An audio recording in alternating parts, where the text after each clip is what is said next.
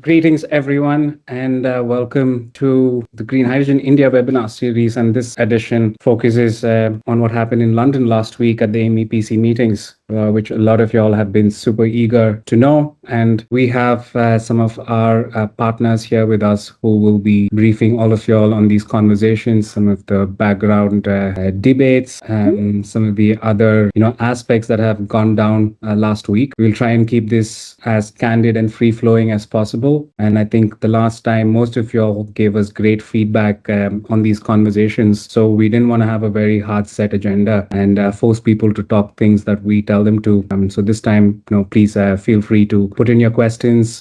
Feel free to ask anything that you may have on your mind. There are a lot of y'all who are new to the sector. And of course, there's a lot of y'all who are very deep into this. And sometimes you lose us when you start speaking. But I hope our moderator later for the panel, Joe, will do a good job in translating all of the fine print and the numerous abbreviations that will be thrown across to the rest of the audience. And with that, I think we are waiting for our friend from the Directorate General of Shipping. Give me a quick nudge if you have that person with us. Until then, perhaps I'd like to introduce some of our guests, and then I'll pass it on to Femke, who will be presenting on some of these outcomes and giving us a audio visual representation on what's going on. So we'll have Femke begin. Following that, we'll have this fireside chat with the representative from DG Shipping. Following that, Joe Williams will take over and introduce the panel and continue with the panel discussion. So with that, if I can have Femke, if you could introduce yourself and also begin with your presentation from there. Thank you. Great, thank you, Nish. I hope you can all hear me. My name is Femke. I'm the project manager for the Getting to Zero Coalition at the Global Maritime Forum.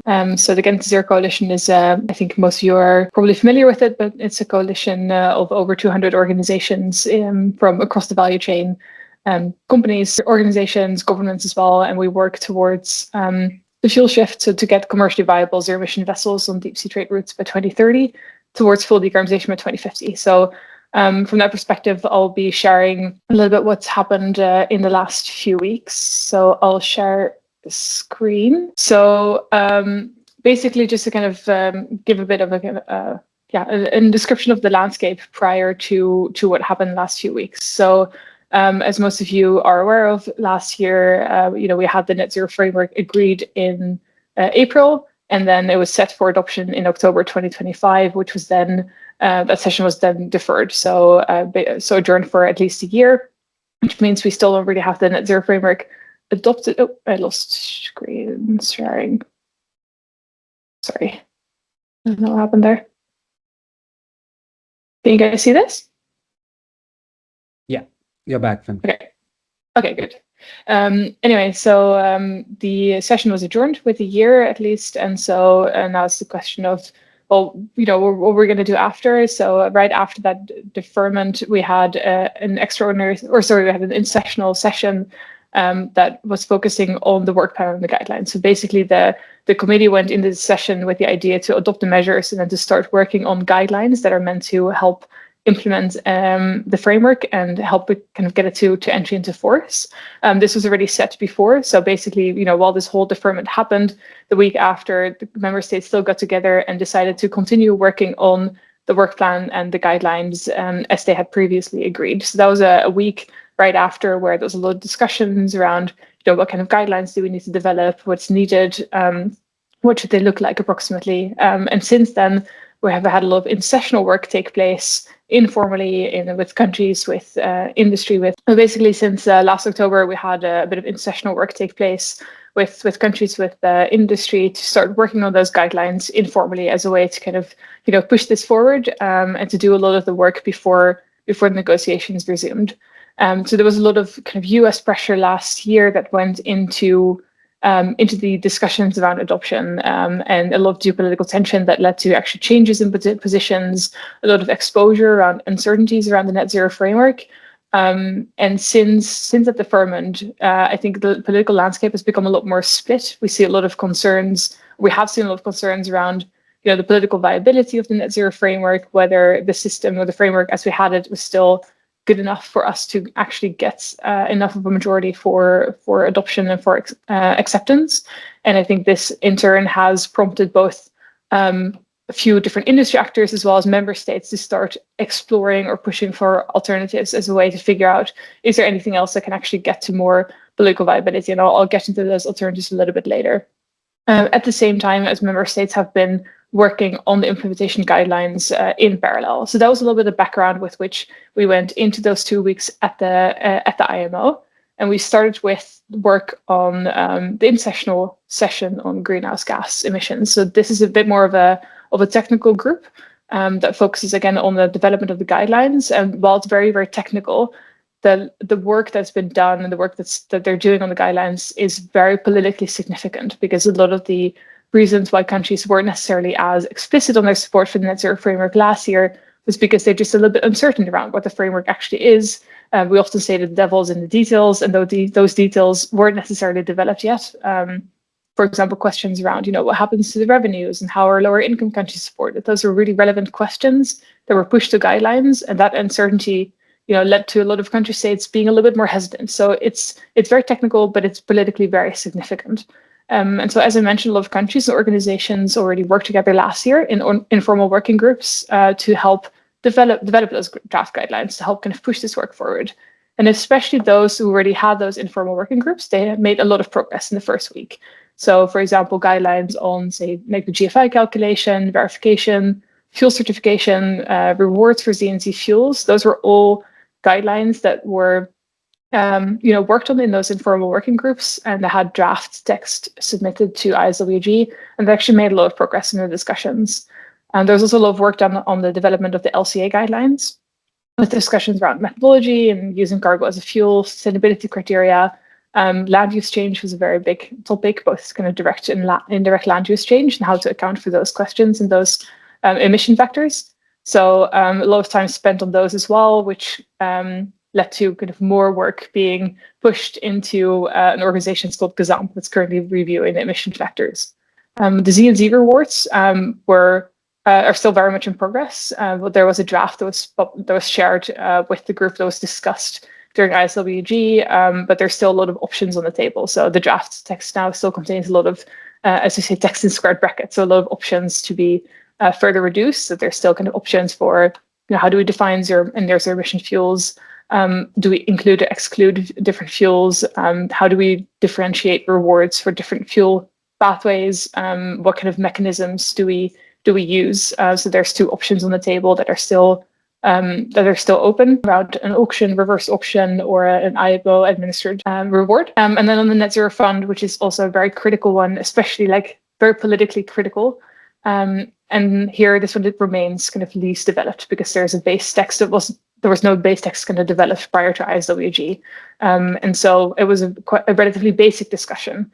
There's no actual kind of guidelines being developed right now, but many countries did actually indicate a wish to make progress here, because this is really, really very significant for the support of many lower income countries to know that, there will be money generated and they'll be able to use this money in a way that helps them mitigate some of the negative impacts, as well as help them transition alongside the higher income countries.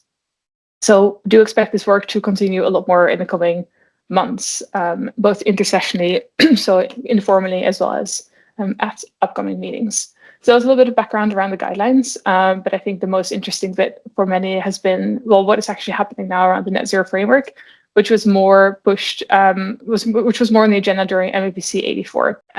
This is focusing specifically on agenda item 7, so that's the net zero framework. There was also a lot of discussion on, short-term measures and ballast water and all of those sorts of questions that MEPC covers, but I'm not going to cover them all here because it's a lot. So I'll only focus on the questions that are related to the net zero framework. And so primarily, this was, I think, most importantly, this was the first convening of these member states since the deferral last year, which means that we never really expected any big decision to be taken here. It was really just the first time for us to get together to understand how willing are you to keep working on the net zero framework, or how is the openness to start developing an alternative framework. So in that sense, I think it was a very useful meeting. A lot of countries spoke up. We had more than 100 countries speak up. I think there was like 175 or so that were actually present.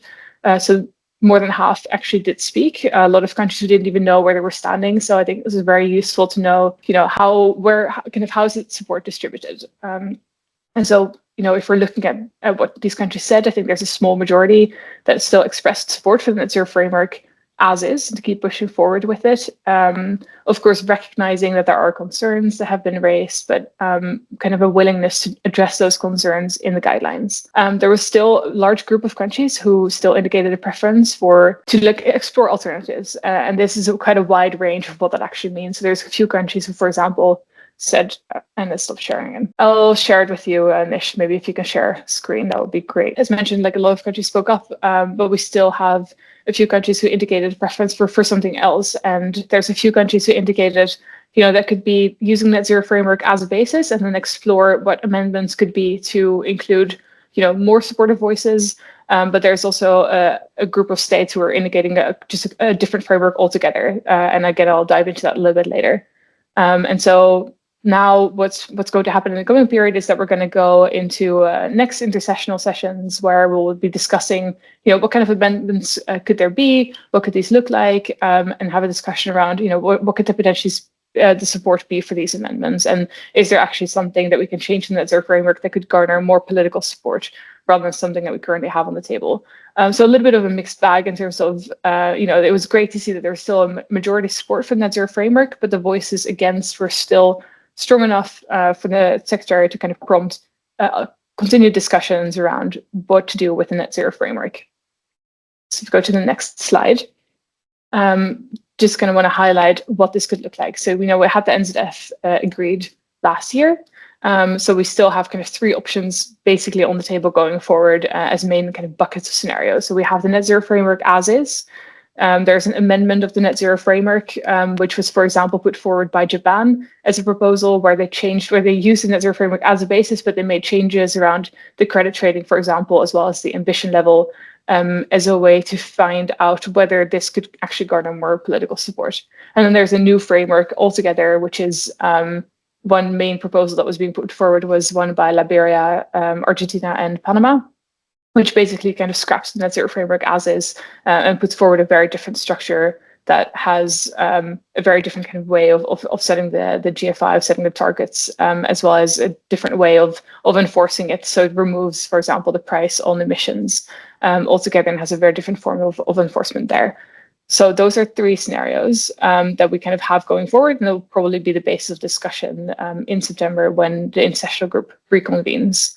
And so if we go to the next slide, I just want to break this down a little bit into what this actually means and what kind of these different scenarios contain and what they don't contain. Because often, we talk about these different proposals and talk about these different scenarios, but sometimes it's helpful to just kind of take a step back and think, oh, what are the actual elements that these different proposals include, and where are they represented and in what way? Because it's, not necessarily the name of the proposal, but it's actually what it contains that is most important here.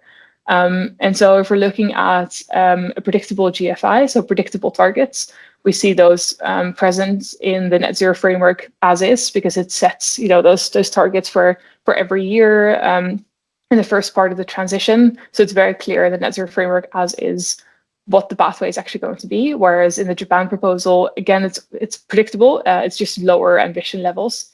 But at least they're sort of set out in a way that is predictable for industry. And then the Liberia paper sets a GFI target that is floating, so it's dynamic based on what they say the affordability and the viability and the availability of fuels that is linked to a certain kind of threshold.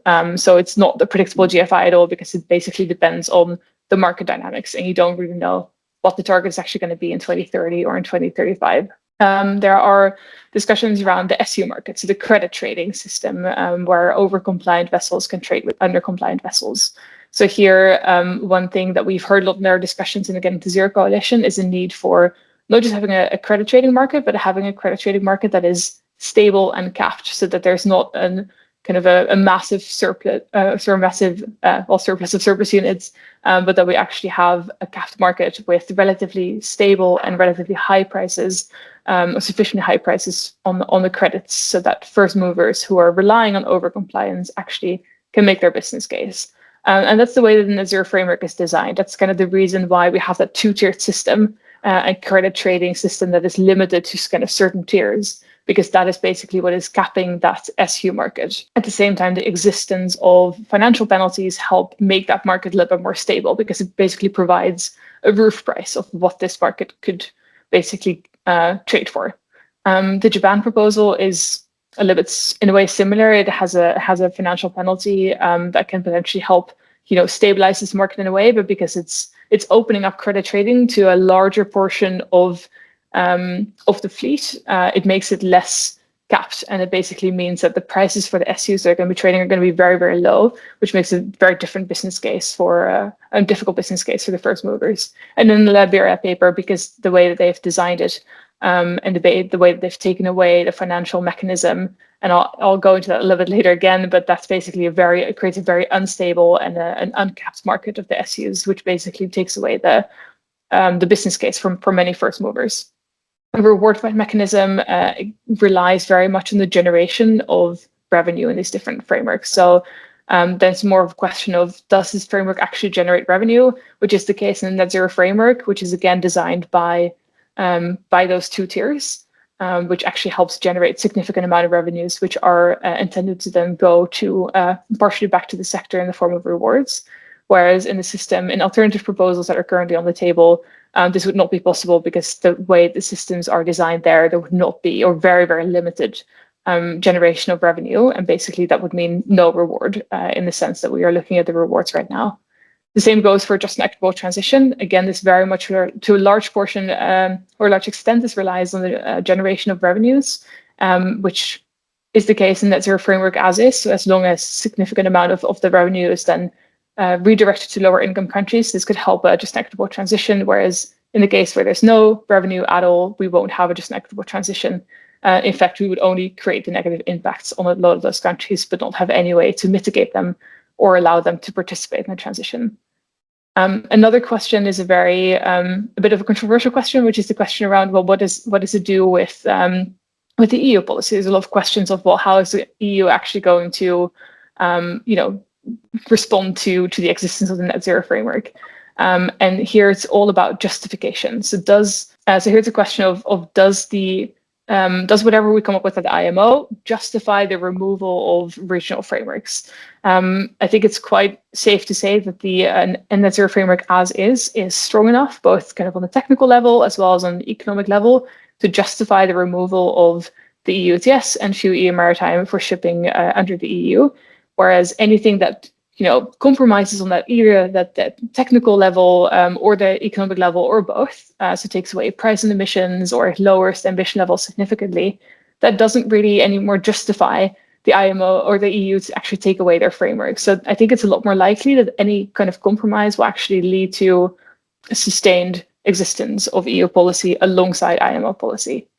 And then lastly, the question of GHG emission reductions. So is it actually able to deliver on the targets set out in the strategy? Well, the net zero framework is sort of. There's been a few analyses that it's done on whether the net zero framework is actually able to deliver on the targets in the strategy, and it's close enough, at least for the alternatives. It's quite clear that lowering any ambition levels that is done in Japan, or basically making it a floating GFI like in the Liberia paper, would be just removing that our ability to deliver on the greenhouse gas strategy and deliver on the targets altogether. So that would not really be existent there. So going into the next slide, I just want to dive a little bit more into that SU market volatility, because it's a very critical question, but it's a very kind of technical and quite complicated question that we are kind of trying to grapple with ourselves as well.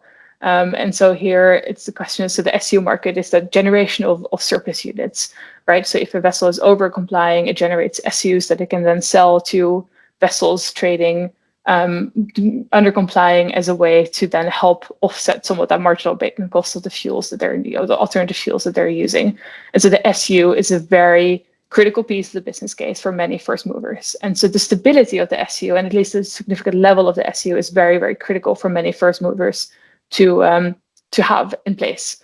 And the SEO market in itself is a critical part of the way that the market actually makes their decisions, and the way that the market behaves, and the way that they are trying to source new fuels or invest in new vessels. So it's very much linked to the fuel prices and to fuel availability. And all of this is directly kind of influencing each other. So for example, what that means is like if we're looking at fuel supply, especially biofuels, taking the biofuels as an example, it's relatively inelastic, which means that if there is an increase in demand for certain fuels, it will take a little bit of time for the fuel supply to react.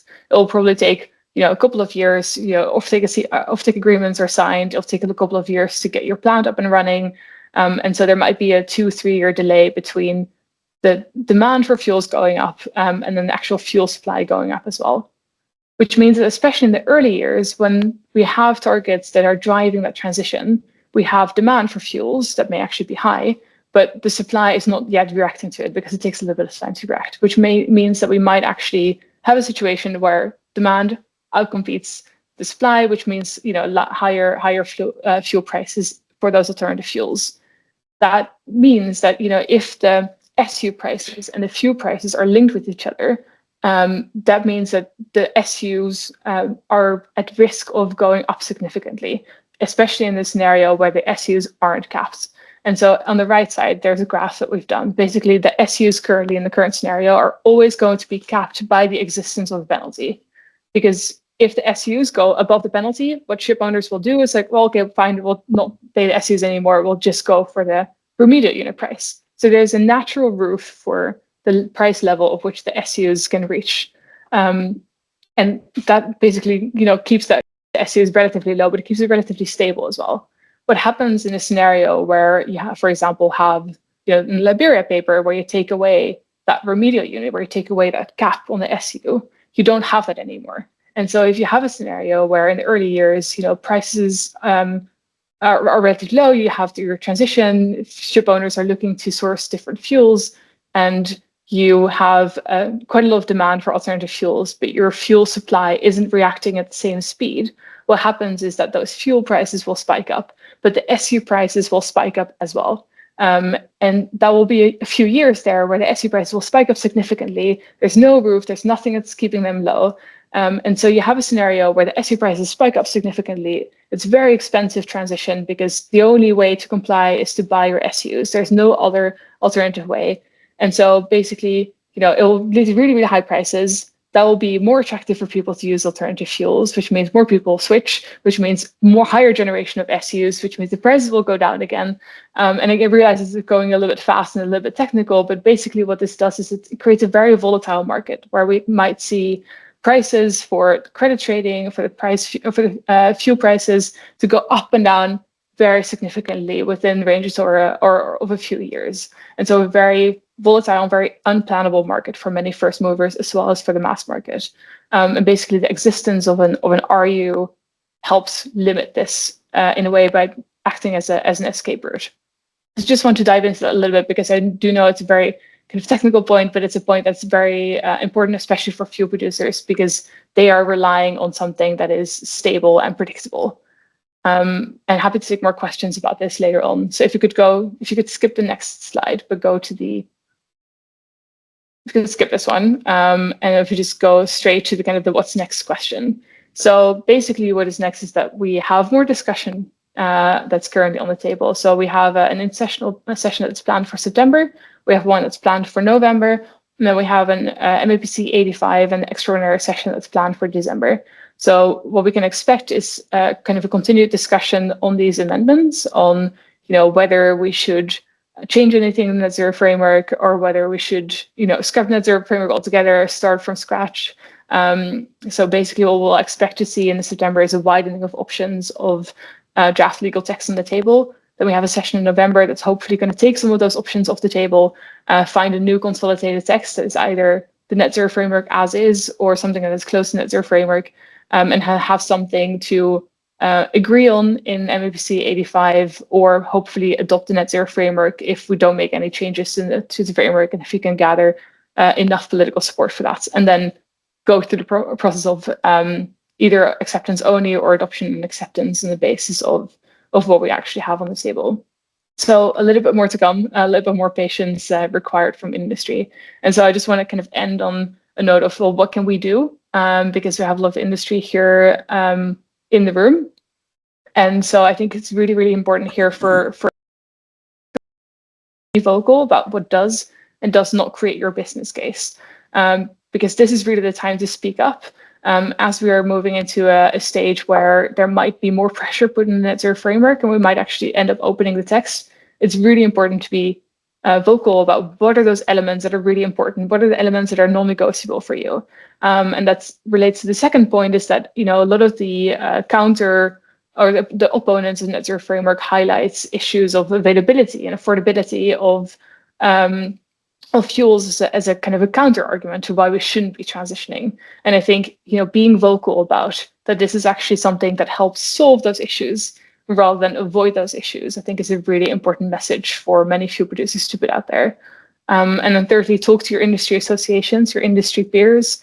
Industry is incredibly influential in the IMO. They're both sitting in the room, but they're also incredibly influential in national positions. So talk to your peers, engage in that conversation around what's needed, and why high ambition is needed in the way that we are currently putting at risk, but also be vocal towards your national governments, make sure that they engage and understand why you need this to make your business case.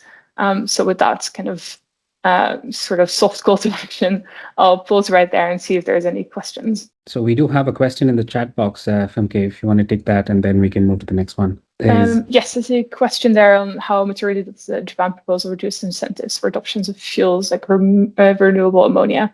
So the Japan proposal is a little bit of a difficult one because it doesn't actually give a fully fleshed out new proposal. It's rather like giving options of ways to actually amend the net zero framework as potentials going forward. But there are a few very material changes that they're suggesting that helps or that actually kind of reduces the incentives for e-fuels. So one of them is, for example, that they changed the way that currently the surplus units that are currently generated above a certain level, they can only currently be traded with ship owners that are under the base target. So it's a very limited group of ship owners that can actually buy those credits, which actually keeps the price of the credits relatively high. What the Japan proposal proposes is basically removing that kind of structure and making sure that people or ship owners in tier 1, so between the base and direct compliance line, can also buy those credits.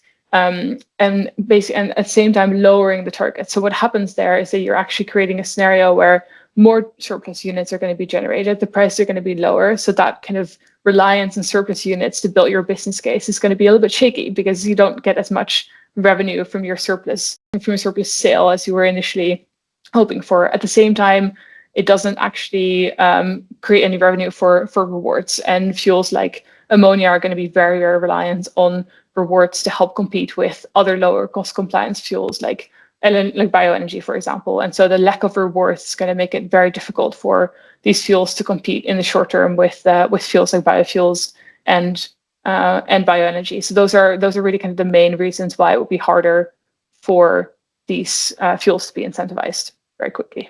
Thanks very much, Femke, and I think we'll take further questions later on. Thanks for briefing everybody on this, and also that lovely call to action at the end. I think that's a summary of an outcome from our last conversation as well, where I think all our experts who gathered with us in October also emphasized that we need more support coming in from all stakeholders across the industry. So thanks for that. And I think the panel later on will capture more of the sentiments surrounding all of these developments. Now, if I could invite Mr. Killi Mohana Rao, who is Additional Director at DG Shipping. Mr. Rao. Good evening to all. Good evening. Good evening, Mr. Rao. Lovely to have you here, and thank you so much for taking the time out. Thank you, sir. You're most welcome. I'd love to give you the opportunity to introduce yourself, speak a little bit about who you are, and also if you could enlighten our audience about the role DG Shipping plays in India's maritime ambitions, but also in the international interface for the country. Yes, sir. Good evening to all. Myself, Killi Mohan Rao. I'm Chief Server with Government of India, working with Directorate General of Shipping. The Directorate General of Shipping is in India, is the apex regulatory body under the Ministry of Ports and Shipping and Waterways, responsible for ensuring maritime safety, security, and environmental protection. It regulates the merchant shipping certification, seafarer certification training, and implement international maritime conventions on Indian shipping sector. This is the broad, in quotations, that DG shipping roles. And also you were in the news in the month of March, firefighting on several issues happening in the Strait of Hormuz, but also looks like you're responsible for Indian sailors that are in international waters. Is that right, sir? Yes, sir. We are responsible for the international waters. That we have a certain protocols that the seafarers has to go on vessels with RPSL license holders that is certified by the DG shipping. But some of the seafarers, they without entering into this RPSL, they go directly with some third party. Those issues we cannot resolve, but rest whatever it is that we resolve with the our DG shipping standard operating procedures. Thank you very much, sir. Now, moving to our first question is, we'd love to hear from you on India's standpoint and how did you see the developments last week? But also, if you could speak a little bit about some of the wins that you see as DG shipping from the conversations last week, and also if you could touch on some of the setbacks that you think we should address. Sir, last week I was there at MEPC myself. The outcome of MEPC was largely limited because there is no significant decisions were taken. As the session primarily focusing on advancing the technical groundwork needed to support future net zero framework. Other than that, there are certain other areas like ballast water convention, underwater radiation noise, and those areas have been discussed. But the net zero framework, there are limited. A fruitful discussion was taken place, and it is basically the discussions were done on technical matters, not on the market-based measures. That is a net zero one. And probably next MEPC 85 and intersessional working group, these will be actively taken up. And I hope next MEPC 85, some outcome will come in this. So just a follow up on that, as DG Shipping and as the Indian representative in these negotiations, is it fair to say that India largely supports an equitable transition? Are we aligned with what the IMO is proposing, or are we also a little hesitant and leaning towards what Liberia or Japan is proposing? No, sir. Actually, you know that there are three proposals. One is from European Union, one is from the least developing nations, and one is from the India. In fact, with the collaboration with the Singapore, we have submitted a proposal, but that nothing has worked out as of now. Because what happens that that India being a developing nation, we have certain issues like CBDR, RC, and all. So our interministerial has to accept certain conditions. So that which is going on, the negotiations are going on. It will take some time. But definitely, we are looking for CBDRC, that the principles of CBDRC has to be implemented in shipping. But as you know, that internationally, every time the people say that shipping is an international, there will not be no more favorable treatment to be given, and specifically to the developing nations. So this always it will be there, but always there will be a give and take in policy will be applicable for the shipping. So it will be definitely something will come up in MEPC 85. I'm expecting that. I think this leads well into our next question, sir, which is on Indian flagged vessels that will have to meet some of these stricter, fuel intensity standards from 2028. How are we preparing the shipbuilding community and the shipping community here in India? And are we looking to implement some of these global practices or norms in the domestic markets as well? Is that something you've been deliberating on? Sir, yes, sir. Again, we have studied ourselves that about 180 ships are below 200 ships are our ships are trading internationally about above 5,000 GT. But these ships, some of them are new, some of them are old, and I think we can meet the requirement by 2030. That, and secondly, Secretary General has clearly said, based on the data available IMO DCS, that 2024, as on 2024, that the emissions have come down 38%. That means that already we reached the goal. So based on 2008 baseline, so we have reached that goal. So I don't think that any issue will be there till 2030. Beyond 2030, yes, there will be an issue, and we are looking forward to that. And with regard to our coastal part, and we have identified 18 coastal corridors, which we are planning to implement green. These are the considered as a green corridors, and already we have started. Negotiation with the various stakeholders, and we hope that we will comply these requirements.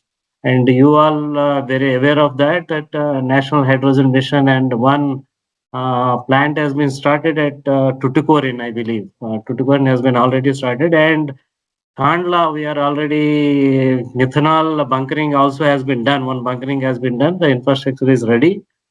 I hope by 2030 we'll reach this target. There will not be any issue on that. Thanks for highlighting some of the efforts these ports are also undertaking. We are in close contact with them, and I think this is an intersection of all the different communities coming together. And I think in Kandla they have a 1 I would megawatt. like to highlight one more issue, sir. One more. The shore power has been almost all ports are now having one berth, but it will be expanded to all major ports by 2030, and we will able to give whoever they come forward for the shore power, we will able to provide it. But yes, the ship owners has to invest money on their ship because these are some of the old ships they have to themselves they have to upgrade to take the shore power because the existing infrastructure what is available on shipboard is to take power only for the dry dock repairs. So dry dock generally there will not be any auxiliary machinery is not working, limited power only they will take it from the shore. But whereas when the ship is in operational condition, the power requirement is much more on board ship. So taking shore power is in the ship side is also there will be an issue. So they have to upgrade themselves. So Indian ships, we are encouraging them, and definitely most of our Indian ships also will comply with these requirements by 2030. I think since we're talking about the domestic market, we'd love to hear your opinions and just what you know of the draft India's green shipping policy, and if you can comment on that and how it complies with other emerging global standards and regulations, and are we balancing India's stance? Yes, sir. India, we are in the process of issuing the national green shipping policy shortly, and that will be finalized from our end by end of this month, and thereafter the ministry has to take a call on that. But as per our national policy, 2070 is our target date, a net zero target. But so 2070 is the net zero target, but shipping specifically because shipping is an international business, so definitely we'll meet the requirement, and we have made our plans accordingly. And our national green shipping policy addressing towards that, and our ships will be able to comply with the requirement, even including our port infrastructure. Also, we are actively working on it, so it will meet the requirement. Thank you so much for that. And we also have Mr. Debesh from Terry who worked on this policy, and he'll be speaking in the panel later. So, but moving to green fuels, there's ammonia and methanol that has been emerging, and of course now there's discussions on other bio-based fuels as well. And sometimes you've heard from FEMK as well, and I think that was all these technical parameters that were being discussed last week. They are in the meat of these conversations. So, and you've rightly also highlighted India is becoming, under the National Green Hydrogen Missions initiatives, India is emerging to be a reliable supplier of green fuels and at scale as well, right? And I think our developers are discovering record low prices across different markets. Now, so when it comes to these multiple fuels and India's position in being able to supply, can you speak a little bit about the current readiness in terms of bunkering and fuel supply infrastructure? And also, is there a preferred fuel among the lineup of net zero fuels that are being considered, or do you think there will be several options moving forward? Sir, we are working on it. At present, I said last question that we have Kandla already. We have done one bunkering process for the methanol, and Tuticorin is ready with the hydrogen. And we have tied up. We have having a MOU with Danish Maritime Authority for these issues, and there will be a workshop. There will be a I think we have incubation workshop is there on 28th May, correct? 28th May at Delhi, and we are inviting all the stakeholders. Probably we'll work it out, and then definitely by 2030 we'll able to supply fuels. This net zero fuels we can supply to the whoever they required in the particular ports, all major ports especially.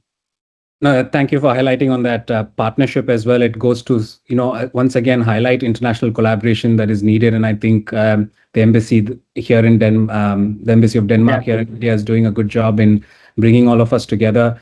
And also as DG Shipping, you've brought a lot of workshops that you held over the last several months and the year. So thank you all. Thank you for doing all of this. And as a community, we are always here to, support and work with you. We will be participating in this incubation workshop as well. And looking ahead, sir, we have one final question for you on what do you see coming in October 2026? And in terms of priorities, what is our priority as India and what's our ask from the international community? Our priority is that which I said earlier, that CBDR RC, which is a major factor in the net zero framework, and we are working with our other ministries like Ministry of Environment, Ministry of Commerce, and we are working closely with them, and we'll come out by that time what is our stand. And but we have agreed in 2023 the net zero, that new strategy for the reduction of greenhouse gases, we have agreed for that. So we will come out with some kind of solution on that by October. We are working towards to that. Mr. Rao, thank you so much for taking the time. It was an honor to have you come in and share these perspectives. I know you have quite a tight schedule, so we truly appreciate the time you've taken to come join us. Thank you so much, sir. Thank you so much for giving your valuable time. Thank you, sir. Thank you, Mr. Rao. So with that, ladies and gentlemen, we'll move on to this panel discussion. We have an amazing set of panelists. And perhaps I will now pass this on to my good friend and colleague, Joe Williams, who's the CEO of the Green Hydrogen Organization. Joe, I hope you have the list of the panelists to introduce, or would you like me to do it? No, thank you, Nish. I think I'm okay. Wonderful. Over to you then. Thanks very much, Joe. Okay, well, many thanks to Nish and your colleagues for putting this this well-timed readout session on. If I could ask Femke, she's on camera, as well as AP and Debesh Lahiri to just come on to camera so everyone can see the panelists. We've got limited time, just 10 or 11 minutes, so we'll try and do a sort of a quick fire round as much as we can, sharing a few insights with you all in terms of what happened last week as MEPC. Femke has provided a really good overview of the main issues sort of in play. I guess one of the quick kind of reflections from me, just using the moderator privilege a little bit, is I was expecting a more adversarial MEPC in some ways, but actually it was quite a collegial atmosphere from every member state. Underlying that, there's obviously some serious sort of differences. But I think the fact that everyone appeared to be sort of engaging in good faith does give me a little bit of hope for the future with this work. That being said, if you look at some of the readouts and messaging that we've seen, just since Friday, you'll have some member states such as the United States who are sort of claiming what happened was a total breakdown of the net zero framework, support from it, which objectively just isn't true. But equally, some may be sort of pushing a little more on the fact that it was a real success for the net zero sort of framework. So it probably sits somewhere in the middle of those two things. And I think what is absolutely essential is that we all engage in the ways that Femke sort of pointed out in her last slide, up until September for the intersessional working group, and then on until the MEPC and potentially the extraordinary session as well into early December. So it's going to be a bit of a quick fire round. I'll bring in those who haven't spoken yet. So I'd like to bring you in AP, if that's okay, from RMI. Leads a fantastic team of researchers and analysts on the shipping side. Yeah, quick reflections from you, and maybe sort of to think about the sort of the country groupings, if you like. How did things pan out in your perspective? Yeah, thanks, Joe, and thanks to Nish for putting this on, and thanks, Femke, for I think a great presentation. I think I am largely aligned with Femke's reflections, but maybe slightly more positive, just because there were a number of different scenarios that could have played out. And one of those scenarios was that the net zero framework, as we know it, would have been sort of killed.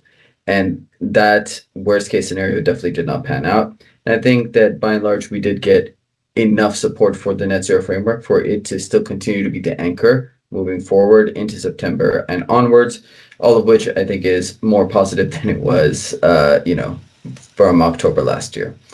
Within the groupings of the countries, I think some reflections are that Europe definitely came together in a much more coalesced way. There was a ironed out, hammered out European position, and all the delegations stuck to that. Some of them pushed the limits on it, but they all largely stuck to that. And I think that in addition, which was really, really important, and put a strong bulwark there for the net zero framework. In addition to that, it was really encouraging to hear from Africa. I think that the African countries coming out in support of the net zero framework, making it clear that it is very important for them to have some sort of a fund involved for them to continue to push for a just and equitable transition. All of that was very important. And then the Pacifics continuing to sort of be the front runners when it comes to the net zero framework was also important. All of those together, just if we're looking at it from a political perspective and counting votes, that is in the range of 45 to 48 votes just by themselves, right? And then you've still got a few other countries that were still supportive. So there was a strong bulwark that was pushing for the net zero framework, which I thought is encouraging. Now there's more work that's needed in Asia and in Latin America and the Caribbean to try to sort of get additional support down the line. Great, thanks a lot, AP, and absolutely agree on those groupings you mentioned, and interesting to see the role of the African Union Commission as well. This time round, they actually made a pretty impressive intervention, essentially, saying that an approach needs to include an economic element, so a pricing element, as well as a technical element too, and those sentiments were largely mirrored by South Africa, by Namibia, Kenya, and others. So thanks for that. Just a quick follow-up on that, Joe. One of the things that I think was interesting was that came about 2/3 of the way through all the interventions from the countries. And then I noticed that each of the African country interventions afterwards all referenced that African Union position and were even more progressive than some of the interventions previously. So I'm curious to see how that plays out moving forward. And if that African Union intervention come earlier, I'm curious as to how that would have reflected in some of the African country interventions. Yeah, definitely a significant sort of moment, I think, with the African Union Commission getting more involved than they have before. Devesh Lahiri from Terry, thank you so much for joining us. Do you want to share from your perspective the outcomes you've heard? Any reflections on Femke's presentation in terms of what that means for India, production of fuels, the network that you're part of, and the national mission? Well, to start with, some cautious, pessimism. You did mention that what you noticed was less adversarial and more collegial. Well, I think we all must remember that appearances can be very deceptive. And it is a geopolitical reality in the present order in the world that some countries have much more clout than others. And what was witnessed when this adjournment happened in the last, October meeting was primarily driven by a few countries which had more clout than the others. And I think that's going to continue in the near future. So whilst we all prepare, and we should rightly prepare and be ready technically, what I feel from FEMK's presentation, the 3 points that stood out for me. One is the definition of a NZF. Exact definition. We need to achieve that at the earliest, because there's a fair amount of uncertainty as to where that lies. Because right now we are looking at in terms of GHG emissions, but pathways and many other things need to be kind of prescribed. That needs to happen. The importance therein, because the final investment decisions, because as we all know, shipbuilding and shipping is a 35 to 40-year cycle. So, replacing engines and replacing fuel systems is not so easy. Plus, the infrastructure that needs to come on the shore side also has its own investment terms. So, I think the basket of fuels, what Nish had earlier asked of the chief surveyor, is there any preferred fuel? I don't think so, because there's going to be a basket of fuels. And everybody, depending upon the geography that they operate in, is going to look at a certain fuel because of many reasons, starting from availability.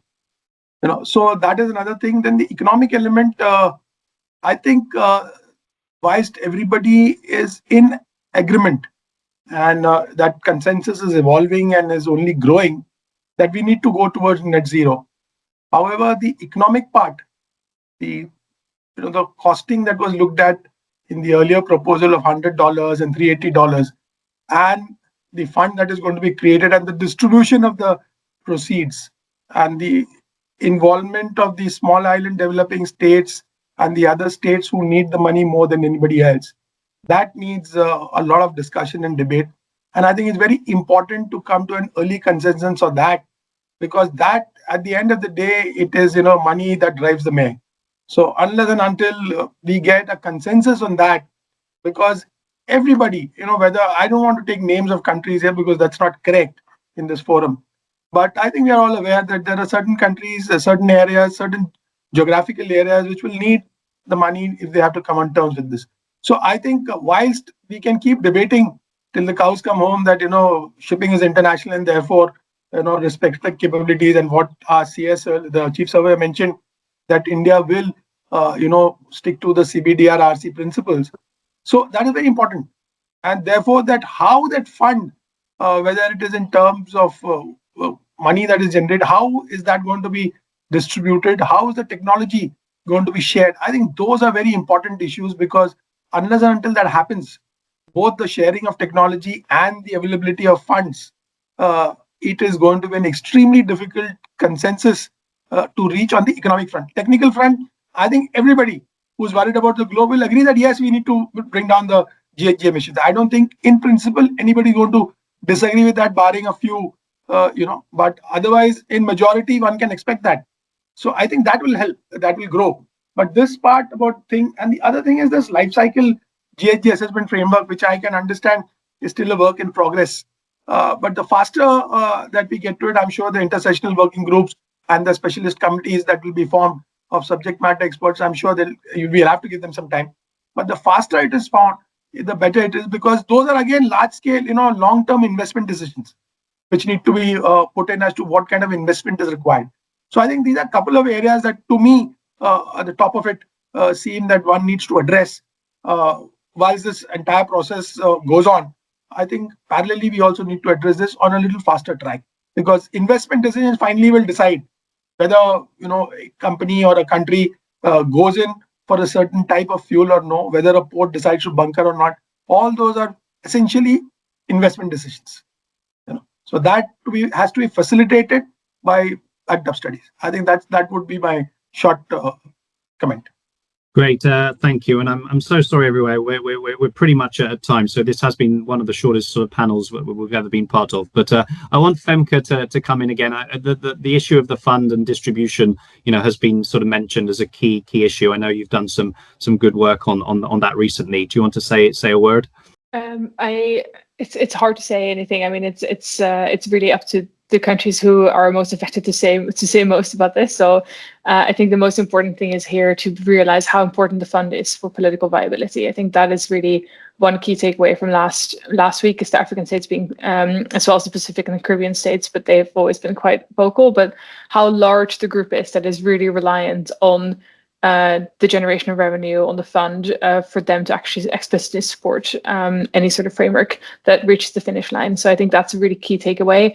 And then to the point that Devesh was making as well, is like having the guidance or having the clarity around what the fund will actually be used for, I think will really help build the confidence in those member states that, you know, they're not only calling for a fund, but there's also a fund that can help them transition and not leave them behind. I think it's a really critical piece. So it's something that has been pushed back a little bit, but it's something that we should definitely keep focusing on and making sure we're vocal about the need for a fund, as well as make sure that, you know, the revenues that are generated aren't, for example, completely eaten up by Z&Z rewards, but that there is a fair portion, significant portion for lower income states to transition as well. So that would be my main answer to your question. Great, thanks a lot, Femke. Well, you know, we have a lot of weeks to go on this. You know, beginning of September is a key moment, and I think what as a community we'll be sort of faced with is, you know, one, trying to explain the challenges and opportunities with the net zero framework as it is, and all the other